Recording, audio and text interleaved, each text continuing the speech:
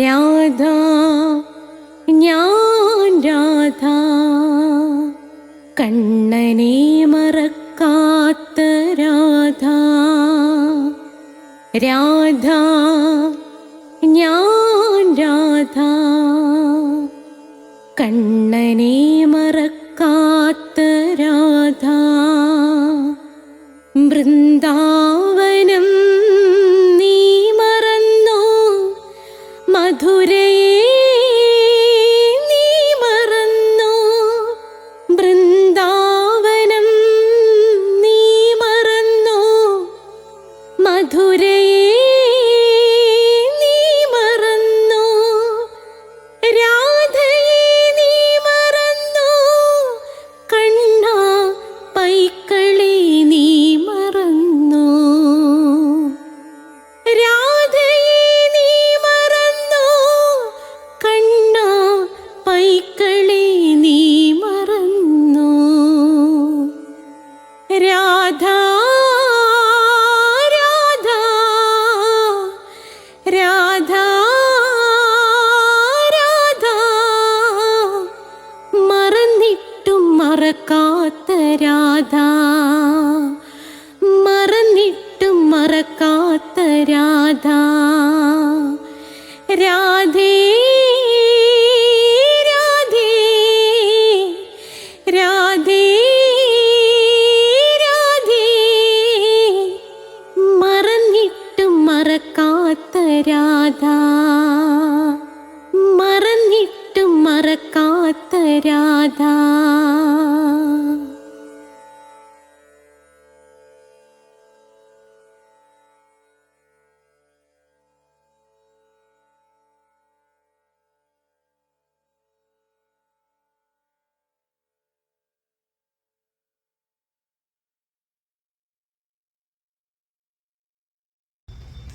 രാധേ രാധേ ഓ രാധേ രാധേ രാധേ രാധേ ഓ രാധേ രാധേ രാധേ രാധേ ഓ രാധേ രാധേ രാധേ രാധേ ഓ രാധേ രാധേ. രാധേ രാധേ എന്ന ചാനലിലേക്ക് രാധയുടെ പ്രണയം കാണാൻ വന്നവരെ സ്വാഗതം. 106ാമത്തെ എപ്പിസോഡാണ്. ഇതിന് മുമ്പുള്ള എപ്പിസോഡുകൾ നിങ്ങൾക്ക് പ്ലേലിസ്റ്റിൽ നിന്ന് കിട്ടുന്നതാണ്. ഞാൻ സ്ഥിരം പറയുന്നത് പോലെ എല്ലാ തിങ്കളാഴ്ചയും 12 മണിക്ക് നാരായണീയത്തിൻ്റെ ക്ലാസ് ഉണ്ട്, കേൾക്കുക. എല്ലാ ചൊവ്വാഴ്ചയും 12 മണിക്ക് രാധയുടെ പ്രണയം, എല്ലാ വ്യാഴാഴ്ചയും 12 മണിക്ക് അഷ്ടപതിയുടെ ക്ലാസ് നിർബന്ധമായും നിങ്ങൾ കേട്ടിരിക്കണം. എല്ലാ വെള്ളിയാഴ്ചയും മോക്ഷം വേണമെന്ന് ആഗ്രഹിക്കുന്നവർ ധർമ്മപദം കേൾക്കുക. പിന്നെ നമുക്ക് ഇംഗ്ലീഷ് സംസാരിക്കാൻ ആഗ്രഹിക്കുന്നവർക്ക് സ്പോക്കൺ ഇംഗ്ലീഷിൻ്റെ ഉണ്ട്. ജ്യോതിഷപരമായ കാര്യങ്ങൾ അറിയുന്നവർക്ക് ജ്യോതിഷപരമായ കാര്യങ്ങളുണ്ട്. ഓരോ മാസത്തിൽ ജനിച്ചവരുടെ ഫലം, ഓരോ നക്ഷത്രത്തിൽ ജനിച്ചവരുടെ ഫലം നിങ്ങളത് കേൾക്കുക. ജ്യോതിഷപരമായ എന്ത് സംശയം ഉണ്ടെങ്കിലും എന്നെ വിളിക്കുക. 9645333999 എന്നതാണ് നമ്പർ. പിന്നെ കൊച്ചു കൊച്ചു കാര്യങ്ങൾക്ക് എന്നെ വിളിക്കരുത്. ഒരു പൊരുത്തം നോക്കുക, അല്ലെങ്കിൽ ഈ വർഷം എങ്ങനെ ഉണ്ടെന്ന് നോക്കുക, ഇങ്ങനെയൊക്കെ പറഞ്ഞിട്ട് എന്നെ വിളിക്കരുത്. നിങ്ങൾക്ക് ഗൗരവപരമായ കാര്യങ്ങൾ, സാമ്പത്തിക ബുദ്ധിമുട്ടുണ്ടോ, പിന്നെ നമുക്ക് വിവാഹപ്രായം കഴിഞ്ഞ് നിൽക്കുന്നോ, ദാമ്പത്യ കലഹങ്ങളാണോ, രോഗങ്ങൾ കൊണ്ട് വരയുന്നോ, അത്തരം കാര്യങ്ങൾക്ക് വിളിക്കുക. ഗൗരവമുള്ള കാര്യങ്ങൾക്ക് വിളിക്കുക. അഷ്ടാവക്ര ഗീതയുണ്ട്, പ്ലേലിസ്റ്റ് എടുത്താൽ അഷ്ടാവക്ര ഗീത എല്ലാം കിട്ടും. ഹിന്ദുക്കൾ അറിയേണ്ടവയുണ്ട്. ഭക്തമീരയുടെ കഥയുണ്ട്. ഒരിടത്തൊരിടത്തൊരു അച്ഛനുണ്ടായിരുന്നു, അത് കേൾക്കണം. ഏയ് അച്ഛാ പ്ലീസ് മകളെ ഒന്ന് കെട്ടിപ്പിടിക്കൂ. നിശ്ചയമായും നിങ്ങൾ കേട്ടിരിക്കണം. അപ്പോൾ നമുക്ക് പ്രാർത്ഥിച്ചിട്ട് തുടങ്ങാം. ഓം രാധായേ സ്വാഹ. രാധേ രാധേ ഓ രാധേ രാധേ രാധേ രാധേ ഓ രാധേ രാധേ രാധേ രാധേ ഓ രാധേ രാധേ രാധേ രാധേ ഓ രാധേ രാധേ രാധേ രാധേ ഓ രാധേ രാധേ രാധേ രാധേ ഓ രാധേ രാധേ. ബർസാനെ വാലി രാധാറാണി കീ. എൻ്റെ കൂടെ വിളിച്ചോ ജയ്. എൻ്റെ മാതാവ് രാധാറാണി കീ ജയ്. എനിക്ക് സർവ്വ ഐശ്വര്യങ്ങളും വാരിക്കോരി തരുന്ന എൻ്റെ പൊന്ന് രാധാറാണി അമ്മ കീ ജയ്. എന്നെ സർവ്വ പാപങ്ങളിൽ നിന്നും മോചിപ്പിക്കുന്ന രാധാറാണി അമ്മയ്ക്ക് ജയ്. എനിക്ക് രോഗങ്ങൾ വരാതെ കാത്തുരക്ഷിക്കുന്ന രാധാറാണി അമ്മയ്ക്ക് ജയ്. എനിക്ക് മോക്ഷം തന്ന് ഗോലോകത്തേക്ക് കൊണ്ടുപോകാൻ നിൽക്കുന്ന എൻ്റെ പൊന്ന് രാധാറാണി അമ്മയ്ക്ക് ജയ്. കഠിന കൃഷ്ണഭക്തനായ ഞാൻ, കൃഷ്ണന്റെ അല്ലാതെ മറ്റൊരു ക്ഷേത്രത്തിലും പോകാതിരുന്ന ഞാൻ എങ്ങനെയാണ് കഠിന രാധാഭക്തനായതെന്നൊരു വീഡിയോ ഉണ്ട്, നിശ്ചയമായും കാണണം. ലിങ്ക് ആവശ്യമുള്ളവർക്ക് പറഞ്ഞാൽ അയച്ചു തരുന്നതാണ്. നിങ്ങളത് കണ്ടിരിക്കണം. അപ്പോൾ നമ്മൾ രാധയുടെ പ്രണയം ആരംഭിക്കുകയാണ്. അതേ, രാധാകുണ്ടിന്റെ അടുക്കലേക്ക് ചെല്ലുകയാണ് വിശാഖയും ഏകാനാംശയും. വിശാഖയും ഏകാനാംശയും അവിടെ ചെന്നു. ആ രാധാകുണ്ടിൽ മുങ്ങിക്കുളിക്കാൻ ആഗ്രഹം തോന്നി.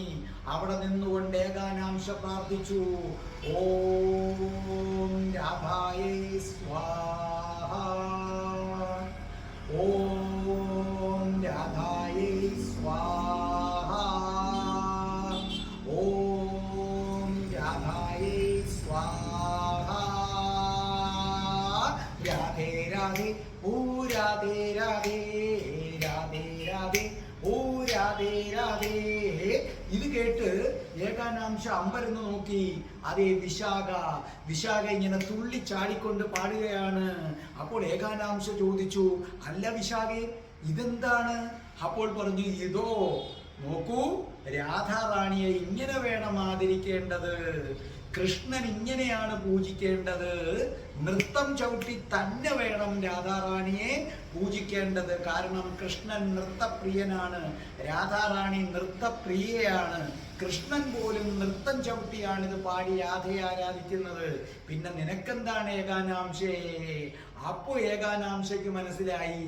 അപ്പൊ ഏകാനാംശയും വിശാഖയും രാധേ രാധേ ഓ രാധേ രാധേ, രാധേ രാധേ ഓ രാധേ രാധേ, രാധേ രാധേ ഓ രാധേ രാധേ, രാധേ രാധേ ഓ രാധേ രാധേ, രാധേ രാധേ ഓ രാധേ രാധേ, രാധേ രാധേ ഓ രാധേ രാധേ, രാധേ രാധേ ഓ രാധേ രാധേ, രാധേ രാധേ ഓ രാധേ രാധേ. വെള്ളത്തിലേക്ക് മുങ്ങി. ഒന്ന് മുങ്ങി നിവർന്നു, വീണ്ടും മുങ്ങി നിവർന്നു. മൂന്നാമത്തെ പ്രാവശ്യമായപ്പോൾ ഏകാനാംശ അമ്പരന്ന് പോയി. ഇത് എന്താണ് തൻ്റെ രൂപമെന്ന് പറയുന്നത്? ഏകാനാംശ കാണുകയാണ് മഹാവിഷ്ണു, അനന്തശായിയായ മഹാവിഷ്ണുവിന്റെ ദേഹത്ത് നിന്നും അസാധാരണമായ ഒരു രൂപം ഇങ്ങനെ പുറത്തേക്ക് വരുന്നു. കണ്ടുകൊണ്ട് നിൽക്കുകയാണിത്. അസാമാന്യമായ ഒരു രൂപം വരുന്നു. അപ്പോൾ മഹാവിഷ്ണു പാൽക്കടലിന്റെ നടുക്ക് ലക്ഷ്മി ദേവിയുടെ മടിയിൽ തലവെച്ച് കിടക്കുകയാണ്. മഹാവിഷ്ണു പറഞ്ഞു, നോക്കൂ, എന്നിൽ അടങ്ങിയിരിക്കുന്ന മായ, ആ മായയെ ഇന്നു മുതൽ നിയന്ത്രിക്കുന്നത് നീയാണ്. നീ യോഗമായ എന്നറിയപ്പെടുന്നു, നീ ദുർഗ എന്നറിയപ്പെടും, നീ വിന്ധ്യാവാസിനി എന്നറിയപ്പെടും, നീ ഏകാനാംശ എന്നറിയപ്പെടും. നിന്നെ ഞാൻ ഭൂമിയിലേക്ക് വിടുന്നു. നീ എൻ്റെ സഹോദരിയാണ്, നാരായണന്റെ സഹോദരിയാണ്, നാരായണി. നീ നാരായണിയാകുന്നു. നാരായണനും നാരായണിയും ഓം നമോ നാരായണായ, ഓം നമോ നാരായണീ, ഓം നമോ നാരായണീ, ഓം നമോ നാരായണീ. അതേ, നാരായണി യോഗമായ നാരായണി തുടങ്ങി. യോഗമായ വിന്ധ്യാചലവാസിനി സാക്ഷാൽ ദുർഗ, സാക്ഷാൽ ദുർഗ ഒരു കൈ ഇടുപ്പിൽ ഇങ്ങനെ കുത്തി നിൽക്കുകയാണ്, മറുകൈയിൽ താമരപ്പൂവ്, ഒരു കൈയിൽ പുസ്തകം, 8 കൈകൾ, 8 കൈകളിലും ആയുധങ്ങൾ, 8 കൈകളിലും ആയുധങ്ങൾ, ശരീരത്ത് ആഭരണങ്ങൾ, ഉജ്ജ്വലമായ രൂപം, ഉജ്ജ്വലമായ രൂപം. അപ്പോൾ ഏകാനാംശ കാണുകയാണ് കംസൻ ഒരു പെൺകുട്ടിയെ പോക്കിയെടുത്ത് നിലത്തടിക്കാൻ പോകുന്നത്. അതെ, അത് താൻ തന്നെയല്ലേ, അത് താൻ തന്നെയല്ലേ. തന്നിൽ നിന്ന് മറ്റൊരു രൂപം ഉയർന്നു പോകുന്നത് കാണുകയാണ്, ഉയർന്നു പോകുന്നത് കാണുകയാണ്. എന്ത്? 2 പേര്. കംസന്റെ കയ്യിലൊരു കുട്ടി, ഇതാ മറ്റൊരാള്. അന്തരീക്ഷത്തിൽ നിന്ന് പറയുന്നുണ്ട്, ഹരേ ജുരാചാര നൃശംസ കംസ, അല്ലയോ കംസ, നിന്റെ അന്തകൻ ഭൂമിയിൽ ജനിച്ചു കഴിഞ്ഞു, നിന്നെ അവൻ വധിച്ചിരിക്കും, നീ വെറുതെ മറ്റു കുട്ടികളെ വധിക്കണ്ട. അതെ, കംസൻ അമ്പരന്ന് നിൽക്കുന്നു, കംസൻ ആ കുട്ടിയെ താഴെ വയ്ക്കുന്നു. ഈ അന്തരീക്ഷത്തിൽ നിൽക്കുന്ന കുട്ടിയെ കംസൻ നോക്കുന്നു, അത് നീങ്ങുകയാണ്, അത് വിന്ധ്യാചലത്തിലേക്ക് പോവുകയാണ്, അത് വിന്ധ്യാചലത്തിലേക്ക് പോവുകയാണ്. വിന്ധ്യാക്കുന്നിൽ താമസമാക്കുന്നു. അങ്ങനെ വിന്ധ്യാവാസിനിയായി മാറുന്നു. അത്ഭുതപൂർവം കാണുകയാണ്. 8 കൈകളുള്ള രൂപം ഒന്നുകൂടി മുങ്ങി നിവർന്നു. അപ്പോൾ ഏകാനാംശ പക്ഷേ ഏകാനാംശയ്ക്ക് മനസ്സിലായി. ഏകാനാംശ അവിടെ നിന്ന് കയറി. ഏകാനാംശ കരയിലേക്ക് കയറിയപ്പോൾ വിശാഖ 2 കൈകൾ കൊണ്ട് തൊഴുതു. അപ്പോൾ ഏകാനാംശ നോക്കി, അപ്പോൾ പറഞ്ഞു, അത് കാണാനുള്ള അനുഗ്രഹം എനിക്ക് രാധ തന്നു, അത് കാണാനുള്ള അനുഗ്രഹം എനിക്ക് രാധ തന്നു. അപ്പൊ എവിടെ നിന്നോ അശരീരി പോലെ ഒരു ശബ്ദം ഏകാനാംശ കേട്ടു. ഏകാനാംശേ, ഞാൻ രാധ, ഞാനാണ് ഏകാനാംശേ നിന്നെ രാധാകുണ്ടിലേക്ക് പറഞ്ഞു വിട്ടത്. അത് കാലത്തിൻ്റെ ആവശ്യമായിരുന്നു. നീ ആരാണെന്ന് മനസ്സിലാക്കാൻ സമയമായി ഏകാനാംശേ. നിനക്കെന്നോടൊപ്പം നിന്ന് ഒരുപാട് കാര്യങ്ങൾ ചെയ്യാനായിട്ടുണ്ട് ഏകാനാംശേ. ചെല്ലൂ, യശോദാമ്മയുടെ അടുക്കലേക്ക് ചെല്ലൂ ഏകാനാംശേ. എൻ്റെ അറിവോടുകൂടി തന്നെയാണ് നീ അന്ന് രാത്രി ഉണർന്നത്, ഞാനും കൃഷ്ണനും പോകുന്നതും കണ്ടത്. എൻ്റെ അറിവില്ലാതെ ആർക്കും അത് കാണാൻ കഴിയില്ല ഏകാനാംശേ. ഏകാനാംശയും വിശാഖയും കൈകൂപ്പി. വിശാഖേ, രാധ വിളിച്ചു, നീ എൻ്റെ പ്രിയപ്പെട്ട തോഴിയാണ്, നീ യോഗമായെ കണ്ടു കഴിഞ്ഞു, നിന്റെ എല്ലാ പാപങ്ങളും ഒടുങ്ങിക്കഴിഞ്ഞു. വിശാഖേ, നീ വിശുദ്ധയായി മാറിയിരിക്കുന്നു. എൻ്റെ കൂടെയുള്ള മറ്റ് സഖികൾക്കാർക്കും കിട്ടാത്ത ഭാഗ്യം വിശാഖേ നിനക്ക് ലഭിച്ചിരിക്കുന്നു. നീ ധന്യയാണ്. ആ സമയത്ത് ഏകാനാംശ കൈകൾ കൂപ്പി. അതേ വിശാഖയും കൈകൾ കൂപ്പി. ഏകാനാംശ പറഞ്ഞു, ഓം രാധായേ സ്വാഹ. വിശാഖ പറഞ്ഞു, ഓം രാധായേ സ്വാഹ. അതേ വിശാഖ രാധാകുണ്ടിലേക്ക് ഇറങ്ങി. ആ സമയത്ത് ഏകാനാംശ നടന്നു, നിശബ്ദയായി നടക്കുകയാണ്. ഏകാനാംശ നടന്ന് യശോദാമ്മയും നന്ദഗോപരുടെയും വസതിയിലെത്തി. ഏകാനാംശ കണ്ട് യശോദാമ്മ അമ്പരന്നു. ഏകാനാംശ യശോദാമ്മയുടെ അടുക്കൽ ചെന്നു. യശോദാമ്മയെ ചേർത്ത് വച്ചിട്ട് പറഞ്ഞു, അമ്മേ, യശോദാമ്മ അമ്പരന്ന് നിൽക്കുകയാണ്. കാരണം ഇതിനു മുമ്പ് ഇവിടുന്ന് ഇറങ്ങിപ്പോയത് തന്നെ നന്നായി വഴക്ക് പറഞ്ഞിട്ടാണ് ഇറങ്ങിപ്പോയത്. ഒന്നും മിണ്ടിയില്ല. അപ്പോൾ നന്ദഗോപർ വന്നു. ഏകാനാംശ നടന്ന് നന്ദഗോപരുടെ അടുക്കലെത്തി. നന്ദഗോപരുടെ കൈകൾ തൻ്റെ ഉള്ളിലാക്കിയിട്ട് പറഞ്ഞു, പിതാശ്രീ, പിതാശ്രീ, എന്തും സംഭവിക്കുന്നത്, പ്രപഞ്ചത്തിലെ എന്തും സംഭവിക്കുന്നത് മറ്റൊരു ശക്തിയുടെ അറിവോടുകൂടിയാണെന്ന് ഞാൻ തിരിച്ചറിഞ്ഞു. പിതാശ്രീ, അങ്ങേ ഞാൻ വേദനിപ്പിച്ചിട്ടുണ്ടെങ്കിൽ മാപ്പ്. നന്ദൻ ഒന്നും മിണ്ടാതെ നിന്നു. ഏകാനാംശ നന്ദന്റെ നെഞ്ചിലേക്ക് ചാഞ്ഞു. നന്ദഗോപർ ഏകാനാംശയുടെ തലമുടി തലോടി. ഏകാനാംശ ആ പിതൃവാത്സല്യത്തിൽ അങ്ങനെ ലയിച്ചു നിന്നു. അച്ഛനും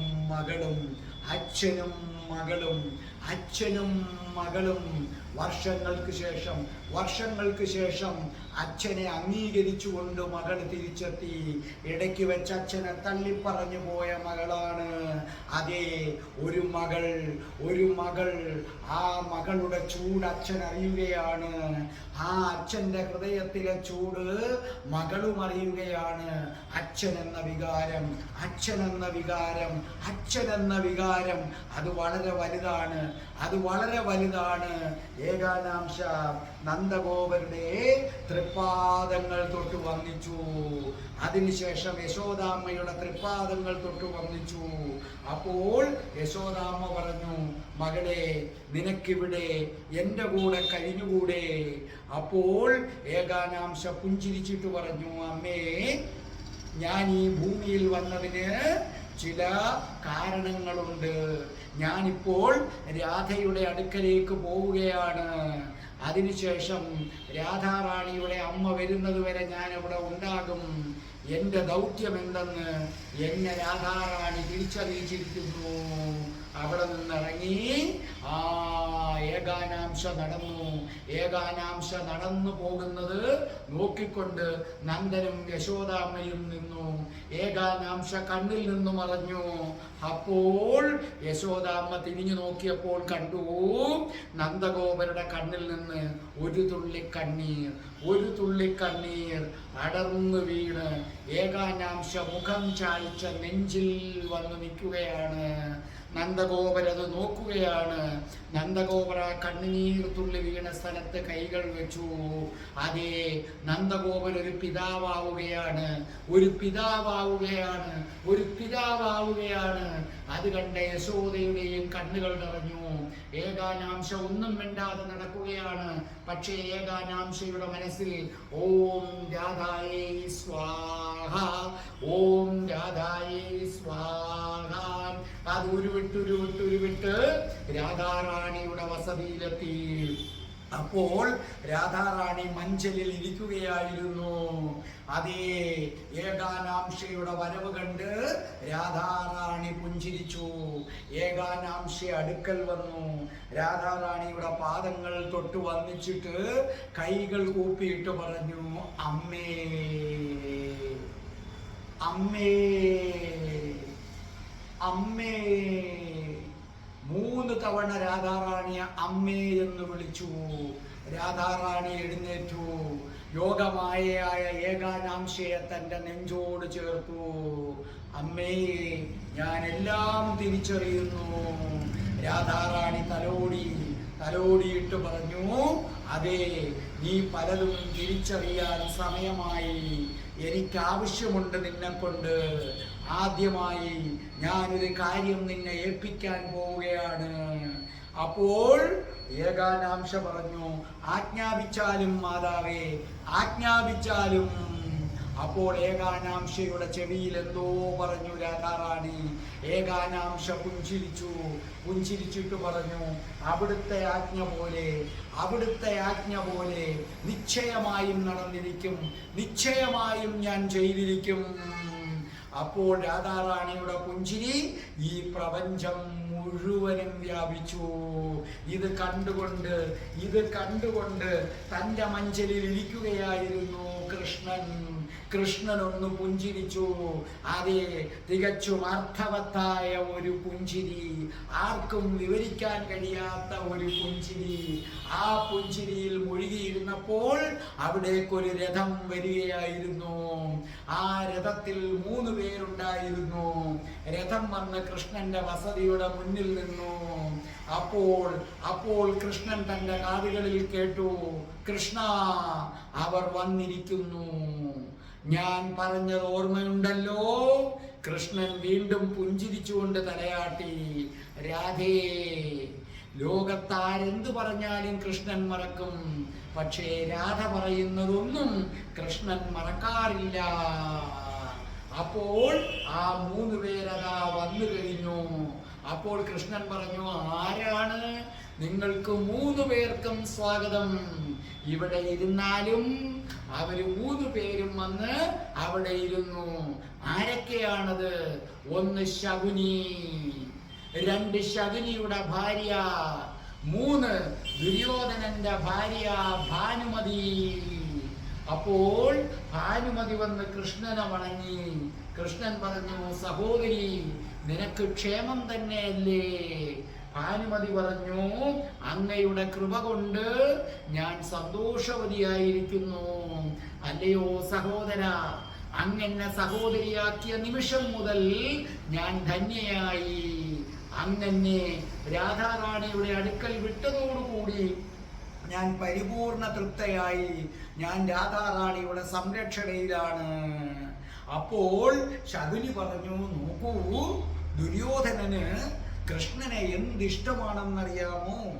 വസുദേവ കൃഷ്ണനോട് തൻ്റെ എല്ലാ ക്ഷേമാന്വേഷണങ്ങളും അറിയിക്കാൻ പറഞ്ഞു. എന്നിട്ട് തൻ്റെ കുടില ബുദ്ധി പോലെ കൈകളൊക്കെ ഒന്ന് ശകുനി കൂട്ടിത്തിരുമിയിട്ട് ശകുനി പറഞ്ഞു, കൃഷ്ണനുമായി നല്ല ബന്ധം സ്ഥാപിക്കാൻ ദുര്യോധനൻ ആഗ്രഹിക്കുന്നു. കൃഷ്ണ, നീ ഭാനുമതിയെ നിന്റെ സഹോദരിയായി കണ്ടതിൽ ദുര്യോധനന് വളരെ സന്തോഷം. ഭാനുമതിക്കൊരാഗ്രഹം, എൻ്റെ സഹോദരനെ കാണണം എന്നൊരാഗ്രഹം. അപ്പൊ ദുര്യോധനൻ പറഞ്ഞു, അല്ല, നിനക്ക് നിന്റെ സഹോദരനെ കാണാൻ പോകുന്നതിന് എൻ്റെ അനുവാദം എന്തിനാണ്? നീ പൊയ്ക്കൊള്ളൂ. അപ്പോൾ കൃഷ്ണൻ പുഞ്ചിരിച്ചിട്ട് പറഞ്ഞു, അതെ, ദുര്യോധനന്റെ നല്ല മനസ്സിന് നന്ദി. അപ്പോൾ കൃഷ്ണൻ ചോദിച്ചു, അല്ലയോ ഭാനുമതി സഹോദരി, നീ എന്താണിപ്പോൾ എന്നെ തേടി വന്നത്? അപ്പോൾ പറഞ്ഞു, ശകുനി പറഞ്ഞു, കൃഷ്ണ, വസുദേവ കൃഷ്ണ. ശകുനി അങ്ങനെയാണ്, എപ്പോഴും തൻ്റെ കൈകൾ ഇങ്ങനെ കൂട്ടി തിരുമിക്കൊണ്ടേയിരിക്കും. കൃഷ്ണ, വസുദേവ കൃഷ്ണ. ഒരു സഹോദരിക്ക് ഒരു സഹോദരനെ കാണാൻ വരുന്നതിന് എന്തെങ്കിലും കാരണം വേണോ? വസുദേവ കൃഷ്ണ. സഹോദരിക്ക് അത്രയ്ക്ക് ഇഷ്ടമാണ്. കൃഷ്ണൻ വീണ്ടും പുഞ്ചിരിച്ചു.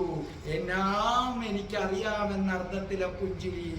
അപ്പോൾ ഭാനുമതിയോട് ചോദിച്ചു, സഹോദരി, നിനക്കെന്തോ എന്നോട് പറയാനുണ്ടല്ലോ സഹോദരി. നീ നിന്ന് വല്ലാതെ പരുങ്ങുന്നുണ്ടല്ലോ. അതെ, ഭാനുമതി വല്ലാതെ നിന്ന് പരുങ്ങുകയാണ്. എന്ത് ചെയ്യണമെന്നറിയാതെ നിന്ന് പരുങ്ങുകയാണ്. അപ്പോൾ അവിടെ നിന്നുകൊണ്ട് ഭാനുമതി പറഞ്ഞു, ഞാൻ അങ്ങയുടെ സഹോദരിയല്ലേ? അപ്പോൾ ശ്രീകൃഷ്ണൻ പറഞ്ഞു, എന്താ അതിന് സംശയം? എനിക്കൊരു ഉപകാരം ചെയ്യണം. അപ്പോൾ ചോദിച്ചു, എന്താണ് ചെയ്യേണ്ടത്? അപ്പോൾ വീണ്ടും ഭാനുമതി നിന്ന് പരിങ്ങി. കൃഷ്ണന് മനസ്സിലായി അവൾക്ക് ഇഷ്ടമില്ലാത്ത ഒരു കാര്യം അവൾ പറയാൻ പോവുകയാണ് എന്ന് മനസ്സിലായി. അപ്പൊ കൃഷ്ണൻ പറഞ്ഞു, സഹോദരി, നീ പറഞ്ഞുകൊള്ളൂ. അപ്പോൾ പറഞ്ഞു, ആര്യപുത്രൻ ദുര്യോധന മഹാരാജാവ് ദ്രൗപദിയുടെ സ്വയംവരത്തിലേക്ക് പോയിരിക്കുന്നു കാണാനായി. അപ്പോൾ കൃഷ്ണൻ പറഞ്ഞു, വരട്ടെ, ക്ഷണം വന്നല്ലോ.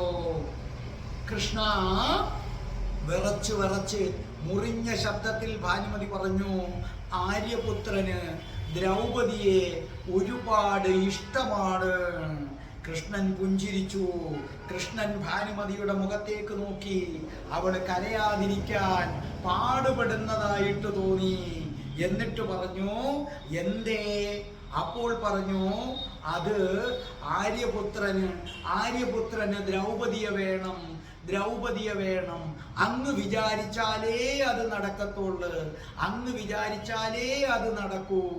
അപ്പോൾ ശകുനി പറഞ്ഞു, ഓ വസുദേവ കൃഷ്ണ, ഇതാണ് ഭാര്യാഭർത്തൃ ഐക്യം. ഭാനുമതി, നിനക്ക് എന്തൊരു സ്നേഹമാണ് ദുര്യോധനനോട്. നീ വന്നിട്ട് കൃഷ്ണനോടൊരാവശ്യം പറഞ്ഞാൽ കൃഷ്ണന് തള്ളിക്കളയാൻ പറ്റുമോ? സഹോദരിയുടെ അഭ്യർത്ഥനയല്ലേ, ഒരു സഹോദരന് കേൾക്കാതിരിക്കാൻ പറ്റുമോ? കൃഷ്ണൻ വീണ്ടും ശകുനിയെ ഒന്ന് നോക്കിയിട്ട് പറഞ്ഞു, എന്റെ സഹോദരി എന്നോട് വന്നു പറഞ്ഞു, പക്ഷെ അവിടെ ഒരു പ്രശ്നമുണ്ടല്ലോ. ശകുനി ചോദിച്ചു, എന്ത് പ്രശ്നം? അത് സ്വയംവരമാണ്. സ്വയംവരത്തിൽ എനിക്കെന്ത് ചെയ്യാൻ പറ്റും? സ്വയംവര കന്യക നേരിട്ട് വന്നല്ലേ വരനെ തെരഞ്ഞെടുക്കുന്നത്. ശകുനി പറഞ്ഞു, വസുദേവ കൃഷ്ണ, പിന്നെയും അങ്ങ് നർമ്മം പറയുന്നു. എനിക്കറിയാം ദ്രൗപദിക്ക് അങ്ങയോടുള്ള ഇഷ്ടം, ദ്രൗപദിയുടെ പിതാവ് ദ്രുപദനോട് അങ്ങയോടുള്ള ഇഷ്ടം. വസുദേവ കൃഷ്ണ, അങ്ങ് പറഞ്ഞാൽ ദ്രൗപദിക്ക് കേൾക്കാതിരിക്കാൻ പറ്റുമോ? അങ്ങ് ചെന്ന് പറയുകയാണ്, ദ്രൗപദി, നീ സ്വയംവരം വരുമ്പോൾ ദുര്യോധനനെ തന്നെ വിവാഹം കഴിക്കണം. അപ്പൊ പിന്നെ ദ്രൗപദിക്ക് മാറാൻ പറ്റുമോ? വസുദേവ കൃഷ്ണ, കൃഷ്ണന് സഹോദരി ഭാനുമതിയുടെ ആഗ്രഹവും സാധിച്ചു കൊടുക്കണ്ടേ? അപ്പോൾ കൃഷ്ണൻ പറഞ്ഞു, നോക്കൂ, നിങ്ങൾ ഇത്രയും പറയുന്നതിനകത്ത് ഒരു പരിധി വരെ സത്യമുണ്ട്. പക്ഷേ എൻ്റെ ഊഹം ശരിയാണെങ്കിൽ അവിടെ ഒരു ആയുധ പരീക്ഷ ഉണ്ടെന്നാണ് തോന്നുന്നത്. ശകുനി പറഞ്ഞു, ആയുധ പരീക്ഷയോ? അതെ, ആ ആയുധ പരീക്ഷയിൽ ജയിക്കണം. വസുദേവ കൃഷ്ണ, ദുര്യോധനൻ പുല്ലുപോലെ ജയിക്കും. അവനെ കൊണ്ട് പറ്റാത്ത ആയുധ വിദ്യ എന്താണ് കൃഷ്ണ എന്ന് പറഞ്ഞു. എന്നിട്ട് ഒരൽപ്പം സംശയത്തോടു കൂടി ആരെ നോക്കി? ഭാനുമതിയെ ഒന്ന് രൂക്ഷമായിട്ടൊന്ന് നോക്കി. അത് കണ്ടപ്പോൾ ഭാനുമതി ഒന്നും കൂടെ അമ്പരന്നു. അപ്പൊ ഭാനുമതി പറഞ്ഞു, സഹോദര, എനിക്ക് വാക്ക് തരണം. ഞാൻ അങ്ങയുടെ സഹോദരിയാണ്, എനിക്ക് വാക്ക് തരണം. അപ്പോൾ ചോദിച്ചു, എന്ത് വാക്കാണ്? അങ്ങ് ദ്രൗപദിയോട് പറയണം സ്വയംവരത്തിൽ അങ്ങ് ദ്രൗപദി ദുര്യോധനനെ, ആര്യപുത്രനെ വിവാഹം ചെയ്യണമെന്ന് പറയണം. അത്രയും പറഞ്ഞപ്പോഴേക്കും അവള് പൊട്ടിക്കരയുമെന്ന അവസ്ഥയിലായി. അപ്പോൾ പറഞ്ഞു, നോക്കൂ, ഇത്രയും നല്ല ഒരു ഭാര്യയെ വേറെ ആർക്ക് കിട്ടും? കൃഷ്ണൻ പറഞ്ഞു, സ്വന്തം ഭർത്താവിന് വേണ്ടി വന്ന് പറയുന്നു. ഇത്രയും നല്ല ഒരു ഭാര്യ ഇരിക്കുമ്പോൾ ദുര്യോധനൻ എന്തിനാണ് മറ്റൊരു ഭാര്യ? അപ്പോൾ ശകുനി പറഞ്ഞു, ഇത് രാജ്യതന്ത്രം കൃഷ്ണ, ഇത് രാജ്യതന്ത്രമാണ് കൃഷ്ണ. നോക്കൂ കൃഷ്ണ, കുരുവംശജരും പാഞ്ചാലരും തമ്മിലുള്ള ശത്രുത തീരില്ലേ? അത് കൃഷ്ണ അങ്ങ് എപ്പോഴും പറയുന്ന ധർമ്മം സ്ഥാപിക്കാൻ എന്തോ ഒരു നല്ല മാർഗമാണ്. അപ്പോൾ ഉടനെ കൃഷ്ണൻ പറഞ്ഞു, ഭാനുമതി, നീ എൻ്റെ സഹോദരിയാണെന്ന് പറയുന്നു. അതേ സമയത്ത് തന്നെ നീ പറയുകയാണ്, ഞാൻ എൻ്റെ സഹോദരിയുടെ ഭർത്താവിന് മറ്റൊരു പെണ്ണിനെ തേടിക്കൊടുക്കണമെന്ന്. ഞാൻ ഇതിനകത്ത് എന്താ ചെയ്യേണ്ടത്? നീ ഈ സഹോദരനെ വല്ലാതെ അങ്ങ് വിഷമത്തിലാക്കിയല്ലോ എന്ന് പറഞ്ഞു. അപ്പോൾ പറഞ്ഞു, ഭാനുമതി പറഞ്ഞു, നോക്കൂ, അങ്ങ് അത്രയും പറഞ്ഞപ്പോൾ ഭാനുമതിയുടെ ചുണ്ടുകൾ വിറച്ചു. ശകുനി വീണ്ടും വളരെ രൂക്ഷമായി നോക്കി. ദുര്യോധനൻ മനഃപൂർവ്വമാണ് ശകുനിയെ ഇവരുടെ കൂടെ വിട്ടത്, ഭാനുമതിയുടെ കൂടെ വിട്ടത്. കാരണം ഭാനുമതി വാക്കുമാറിയാലോ, അതുകൊണ്ട് ശകുനിയെ കൂടെ വിട്ടേത്. അപ്പൊ ശകുനിയെ ഒന്ന് നോക്കിയിട്ട് പറഞ്ഞു, എനിക്ക് വാക്ക് തരണം, എനിക്ക് വാക്ക് തരണം, എനിക്ക് വാക്ക് തരണം. അപ്പൊ ചോദിച്ചു, എന്ത് വാക്ക്? അങ്ങ് ദ്രൗപദിയോട് പറയണം, അങ്ങ് ദ്രൗപദിയോട് പറയണം ഈ സ്വയംവരത്തിൽ ആരെ വിവാഹം കഴിക്കണം, ആര്യപുത്രനെ വിവാഹം കഴിക്കണം എന്ന് അങ്ങ് തന്നെ പറയണം. അപ്പോൾ കൃഷ്ണൻ പറഞ്ഞു, അത് ആയുധ മത്സരമാണെങ്കിൽ പിന്നെ എനിക്ക് എന്ത് ചെയ്യാൻ പറ്റും? അപ്പൊ ശകുനി പറഞ്ഞു, കൃഷ്ണ, അങ്ങേക്ക് ദുര്യോധനനെ അങ്ങോട്ടേക്ക് കൂട്ടിക്കൊണ്ടുപോകാനൊക്കെ വിഷമമുണ്ടോ? കൃഷ്ണൻ പറഞ്ഞു, ശകുനി, ഞാൻ ഇവിടെ വെച്ച് എൻ്റെ സഹോദരിക്ക് വാക്ക് കൊടുക്കുകയാണ്. എൻ്റെ സഹോദരിയായ ഭാനുമതിക്ക് ഞാൻ വാക്ക് കൊടുക്കുകയാണ്. ഭാനുമതി, നീ എന്നോട് ആവശ്യപ്പെട്ട സഹായമാണ്. ദ്രൗപദിയെ ദുര്യോധനനെ വിവാഹം കഴിക്കാൻ ഞാൻ പ്രേരിപ്പിക്കണം. ഞാൻ ഇവിടെ വെച്ച് പറയുന്നു, ഭാനുമതി, എൻ്റെ സഹോദരിയുടെ വാക്കുകൾ ഞാൻ പാലിക്കുന്നു. ഞാൻ തന്നെ ദുര്യോധനനെ ദ്രൗപദിയുടെ അടുക്കലേക്ക് കൂട്ടിക്കൊണ്ടുപോകും. അവിടെ വെച്ച് ഞാൻ തന്നെ പറയും, ദ്രൗപദി, നീ ദുര്യോധനനെ വിവാഹം കഴിക്കണമെന്ന് ഞാൻ നിശ്ചയമായും ഞാൻ പറഞ്ഞിരിക്കും. ഇത് കൃഷ്ണൻ തരുന്ന വാക്കാണ്.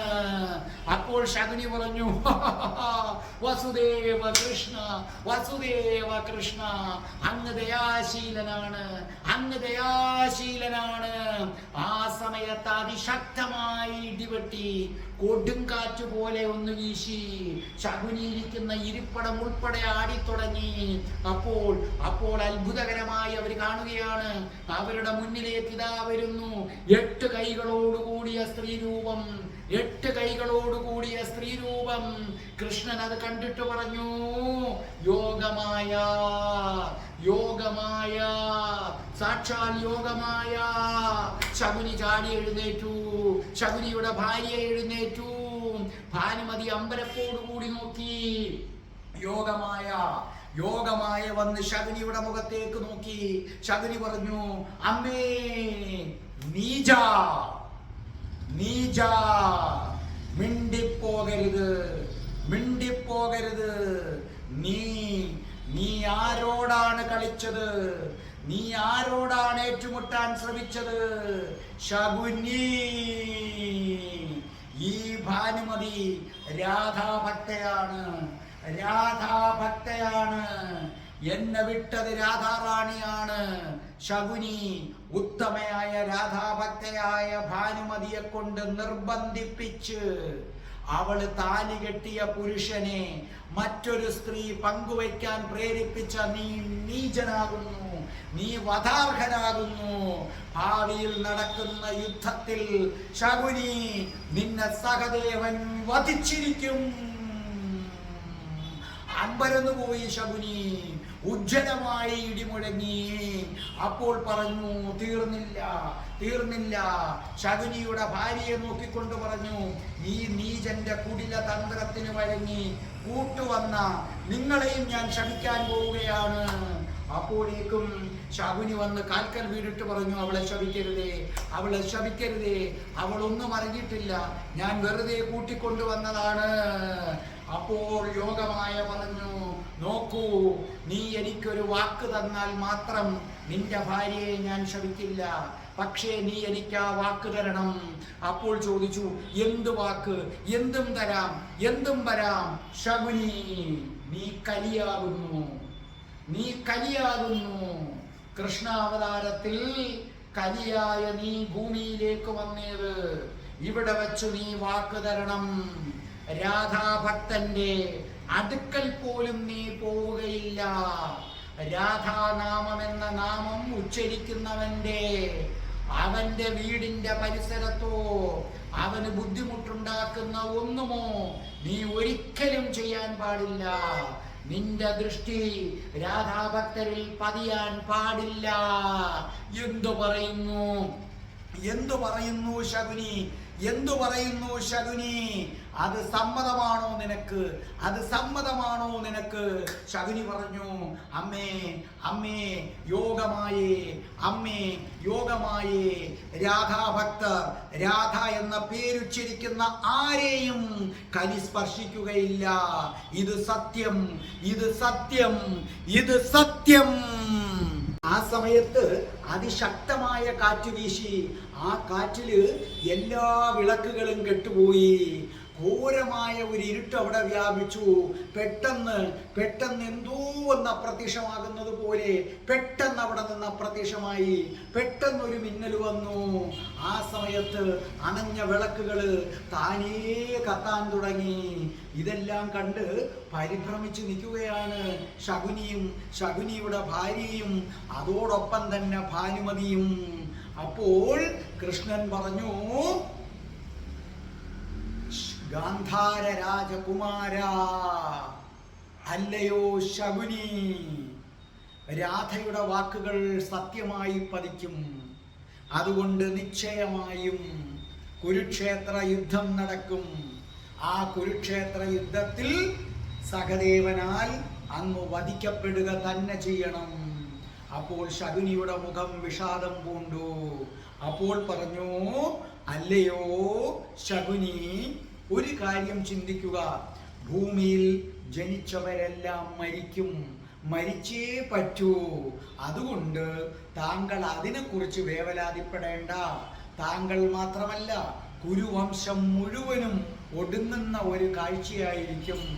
ഇവിടെ നിന്നിറങ്ങുന്നതോടുകൂടി അങ്ങിതൊക്കെ വിസ്മൃതിയിലേക്ക് പോവുകയും ചെയ്യും. അത്രയും പറഞ്ഞ് കൃഷ്ണൻ പുഞ്ചിരിച്ചു. അപ്പോൾ ശകുനി താണു വണങ്ങി. ശകുനിയുടെ മുഖം വല്ലാതെ മ്ലാനമായിരുന്നു. ശകുനിയോടൊപ്പം ശകുനിയുടെ ഭാര്യയും കൃഷ്ണനെ വണങ്ങി, ഭാനുമതിയും വണങ്ങി. അവര് പുറത്തേക്കിറങ്ങി. ശകുനി വാതിൽപ്പടി കടന്നു, ഭാര്യയും വാതിൽപ്പടി കടന്നു. അപ്പോൾ കൃഷ്ണൻ പറഞ്ഞു, ഭാനുമതി. അപ്പോൾ ഭാനുമതി തിരിഞ്ഞു നോക്കി. അപ്പോൾ പറഞ്ഞു, വരൂ, നീ എൻ്റെ സഹോദരിയല്ലേ, നിനക്ക് ഞാൻ ഒരു സമ്മാനം തരണ്ടേ. പക്ഷേ ഭാനുമതിയുടെ മുഖം വിഷാദമായിരുന്നു. കാരണം താൻ കെഞ്ചി കെഞ്ചി പറഞ്ഞ് ദ്രൗപദിയെ ദുര്യോധനനെ കൃഷ്ണൻ ദ്രൗപദിയുടെ അടുക്കലേക്ക് കൂട്ടിക്കൊണ്ടു പോകും, ദുര്യോധനനെ കല്യാണം കഴിക്കണമെന്ന് അഭ്യർത്ഥിക്കുകയും ചെയ്യും. അപ്പോൾ ഭാനുമതിയോട് പറഞ്ഞു, നോക്കൂ, നിന്റെ സഹോദരൻ നിനക്കൊരു സമ്മാനം തരികയാണ് എന്ന് പറഞ്ഞൊരു ബ്രേസ്ലെറ്റ് എടുത്തു. ആ ബ്രേസ്ലെറ്റ് എടുത്ത് കയ്യിൽ ഇങ്ങനെ കെട്ടിക്കൊടുത്തു. ആ കെട്ടിക്കൊടുക്കുന്ന അവസരത്തിൽ അല്പം ശബ്ദം താഴ്ത്തിക്കൊണ്ട് കൃഷ്ണൻ പറഞ്ഞു, ഭാനുമതി, ഞാൻ നിനക്ക് തന്ന വാക്ക് പാലിച്ചിരിക്കും, സംശയമൊന്നും വേണ്ട. പക്ഷേ ദുര്യോധനൻ ദ്രൗപദിയെ വിവാഹം കഴിക്കുകയുമില്ല. അപ്പോൾ ഭാനുമതിയുടെ മുഖം ഒന്ന് വിടർന്നു. ഭാനുമതി ചോദിച്ചു, അതെങ്ങനെ? അത് രാധയുടെ ആജ്ഞയാണ്. അതിൻ്റെ മാർഗം ആദ്യമേ പറഞ്ഞു തന്നതും രാധ തന്നെയാണ്. തൽക്കാലം നീ അറിയണ്ട, സമാധാനമായി പോകൂ. ഞാൻ എൻ്റെ വാക്ക് പാലിച്ചിരിക്കും, അവനെ ഞാൻ ദ്രൗപദിയുടെ അടുക്കൽ എത്തിച്ചിരിക്കും. എന്നാൽ രാധയുടെ വാക്കും ഞാൻ പാലിച്ചിരിക്കും. ഒരു കാരണവശാലും ദുര്യോധനൻ ദ്രൗപദിയെ വിവാഹം കഴിക്കുകയില്ല. അത് കേട്ട് സന്തോഷത്തോടുകൂടി താണു വണങ്ങി ഭാനുമതി നടന്നു. വാതിൽപ്പടി എത്തിയപ്പോൾ ഒരിക്കൽ കൂടി കൃഷ്ണൻ വിളിച്ചു, ഭാനുമതി. അപ്പോൾ ഭാനുമതി തിരിഞ്ഞു നിന്നു. അപ്പോൾ കൃഷ്ണൻ പറഞ്ഞു, ഭാനുമതി, ഒന്നുകൂടി, ഞാൻ തന്ന ബ്രേസ്ലെറ്റിനേക്കാൾ വില പിടിച്ച ഒരു സമ്മാനം നിനക്ക് രാധ കാത്തുവച്ചിട്ടുണ്ട്. അപ്പോൾ അത്ഭുതത്തോടു കൂടി പറഞ്ഞു, രാധ എനിക്കോ? അതിന് എന്നെ കണ്ടിട്ടില്ലല്ലോ. രാധ കാണാത്തതായിട്ട് ആരുമില്ല ഈ ഭൂമിയിൽ. നിനക്കത്രത്തോളം ഉയരം വന്നിട്ടില്ലാത്തത് കൊണ്ടാണ്. പക്ഷേ എൻ്റെ സഹോദരി, നീ മനസ്സിലാക്കൂ, ഭാവിയിൽ എന്നോടൊപ്പം തോളോട് തോൾ ചേർന്ന് നിന്ന് യുദ്ധം ചെയ്യുന്ന അർജുനന് പോലും സിദ്ധിക്കാത്ത ഒരു മഹാഭാഗ്യം, ഒരു മഹാസമ്മാനം നിനക്കായി രാധ കാത്തുവച്ചിരിക്കുന്നു. രാധ നിനക്ക് ആ സമ്മാനം ഉചിതമായ സമയത്ത് തന്നിരിക്കും. അതുകൊണ്ട് എൻ്റെ അനുജത്തി, നീ സന്തോഷത്തോടു കൂടി പോകൂ, നീ ചിരിക്കൂ. അപ്പൊ ഭാനുമതി ചിരിച്ചു. അതെ, ഈ ചിരി എപ്പോഴും നിന്റെ അടുത്ത് മുഖത്ത് വേണം. എന്നിട്ട് കൃഷ്ണൻ നടന്ന് ഭാനുമതിയുടെ അടുക്കലെത്തിയിട്ട് ഭാനുമതിയുടെ താടി പിടിച്ചുയർത്തിയിട്ട് പറഞ്ഞു, അനുജത്തി, രാധാഭക്തർ ദുഃഖിക്കാറില്ല. എന്നിട്ടൊന്ന് തിരിഞ്ഞു നടന്ന് ഭാനുമതിയെ നോക്കി ഒരു കള്ളച്ചിരിയോടുകൂടി കൃഷ്ണൻ പറഞ്ഞു, ഭാനുമതി, കൃഷ്ണഭക്തര് ചിലപ്പം ദുഃഖിക്കാം, പക്ഷേ രാധാഭക്തർ ദുഃഖിക്കാറില്ല. ഭാനുമതി പുഞ്ചിരിച്ചുകൊണ്ട് പുറത്തേക്ക് പോയി. ഭാനുമതി തന്നോട് തന്നെ പറഞ്ഞുകൊണ്ടിരുന്നു, രാധാഭക്തർ ദുഃഖിക്കാറില്ല. കൃഷ്ണനും സ്വയം ആത്മകഥം പോലെ പറഞ്ഞു, രാധാഭക്തർ ദുഃഖിക്കാറില്ല. ദുഃഖിക്കാൻ കൃഷ്ണൻ അനുവദിക്കില്ല, ഒരിക്കലും അനുവദിക്കില്ല. ഈ സമയത്ത് വിശാഖ രാധാകുണ്ടിന്റെ അവസാനത്തെ കൽപ്പടവിലേക്ക് ഇറങ്ങിയതിന് ശേഷം ആ ജലത്തിനെ തൊട്ടു വന്നിച്ചു. അതിനുശേഷം ആ ജലത്തിലേക്ക് ഇറങ്ങി. കഴുത്തറ്റം വെള്ളത്തിൽ വിശാഖ നിൽക്കുകയാണ്. വിശാഖ പറഞ്ഞു, ഓം രാധായേ സ്വാഹ. അപ്പോൾ തൻ്റെ കാൽ ആരോ പിടിച്ച് താഴോട്ട് വലിക്കുന്നത് പോലെ തോന്നി. അപ്പോൾ വീണ്ടും പറഞ്ഞു, ഓം രാധായേ സ്വാഹ. അപ്പോൾ വീണ്ടും ആരോ ബലമായി തന്നെ താഴേക്ക് പിടിച്ചു വലിക്കുന്നു. അപ്പോൾ പറഞ്ഞു, ഓം രാധായേ സ്വാഹ. അപ്പോഴേക്കും കണ്ണുകൾക്കൊപ്പം വെള്ളമായി കഴിഞ്ഞു. വിശാഖ കുതറാൻ തുടങ്ങി. വിശാഖയെ വീണ്ടും പിടിച്ച് താഴേക്ക് കൊണ്ടുപോവുകയാണ്. ആരോ കൊണ്ടുപോവുകയാണ്. വിശാഖ കുതറാൻ ശ്രമിച്ചിട്ട് പറ്റുന്നില്ല. അതെ, വിശാഖ രാധാകുണ്ടിലേക്ക് താന്നു. മുകളിൽ കുമിളകൾ പൊങ്ങാൻ തുടങ്ങി. എന്താണ് വിശാഖയ്ക്ക് സംഭവിച്ചത്? ആരാണ് വിശാഖയെ താഴേക്ക് വലിച്ചത്? രാധാറാണി അനുഗ്രഹിച്ചാൽ വരും ഞാൻ.